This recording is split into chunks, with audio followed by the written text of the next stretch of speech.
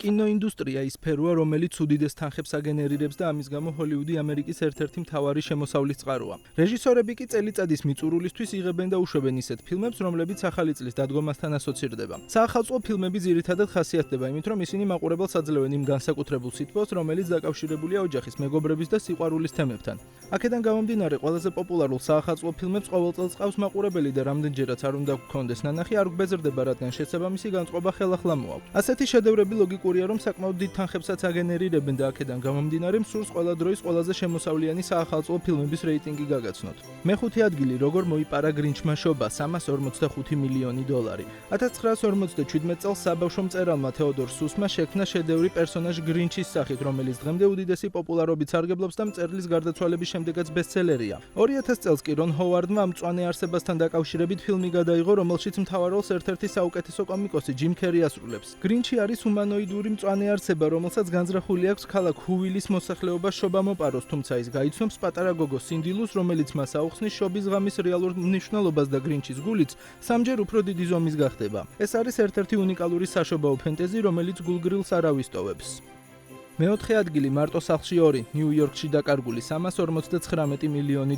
პირველი ფილმის მსგავსად მეორე ნაწილშიც ლეგენდარული კევინ მაკალისტერის ოჯახი და თავად კევინი სხვადასხვა თვითმფრინავში ჩასხდებიან და კვლავ დაიკარგებიან. ნიუ-იორკში ჩასულ კევინს ძველი ნაცნობები, ეგრეთ წოდებული სველი ბანდიტები დახვდებიან. ფილმი გააკრიტიკეს ზედმეტად ბრუტალური მახეების გამო, რადგან ბავშვისთვის წარმოუდგენელია მსგავსი ტიპის ხაფანგები დაეგო, რასაც მსახიობ ჯო პეშის თავზე დამწვრობაც კი მოჰყვა. ფილმის ერთ-ერთ მონაკვეთში მაკალისტერი პლაზას სასტუმროში ბინავდება, რომელიც დონალდ ტრამპის საკუთრებაა და იმ ლოკაციაზე გადაღების სანაცვლოდ ტრამპმა რეჟისორს თხოვა კამეო როლი მიეცა, რაზეც კრის კოლუმბუსი დათანხმდა. აღსანიშნავია, რომ პირველი ნაწილისგან განსხვავებით, სადაც მაკალაი კალკინმა $100,000 მიიღო, ამჯერად მისმა ჰონორარმა $4,5 მილიონი შეადგინა, plus 5% ფილმის შემოსავლიდან.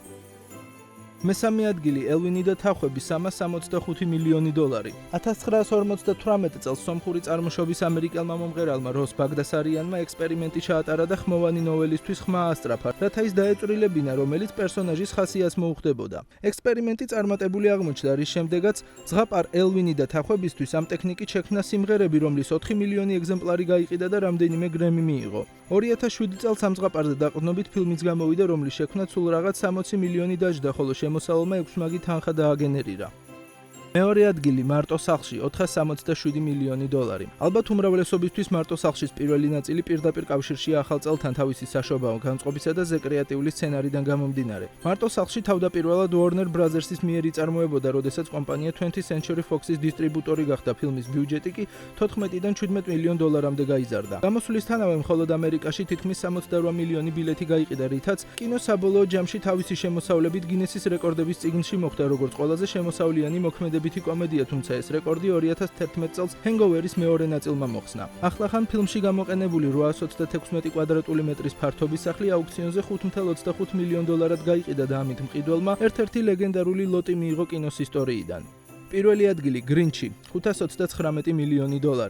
სიაში მეორედ ვხვდებით გრინჩის პერსონაჟს უბრალოდ ამჯერად მულტიპლიკაციური სახით. 2013 წელს ერთ-ერთმა წარმატებულმა კინოკომპანია Illumination-მა ფილმის პოპულარობიდან გამომდინარე გადაწყვიტა 3D მულტფილმი შეექმნა. კომპანია მულტფილმის რეკლამისთვის $80 მილიონი დახარჯა და მის ტრეილერს ხვდებოდით სხვადასხვა ღონისძიებებზე. მსოფლიო მასშტაბით მისი პრომოუშენი 121 მილიონი დაჯდა, ამან კი შედეგი გამოიღო, რადგან მულტფილმი 2018 წელს შემოსავლებით მხოლოდ იურულ სამყაროს ახალ ფილმს ჩამორჩა. შეიძლება ითქვას, რომ გრინჩის გაცოცხლებულმა ისტორიამ ბავშვების სულ ახალ თაობას ხელახლა გააცნო ეს ლეგენდარული პერსონაჟი, რაც იმაზე მიუთითებს, რომ ამ ლეგენდარულ მწვანე არსებას დავიწყება კიდევ დიდხანს არ უწერია.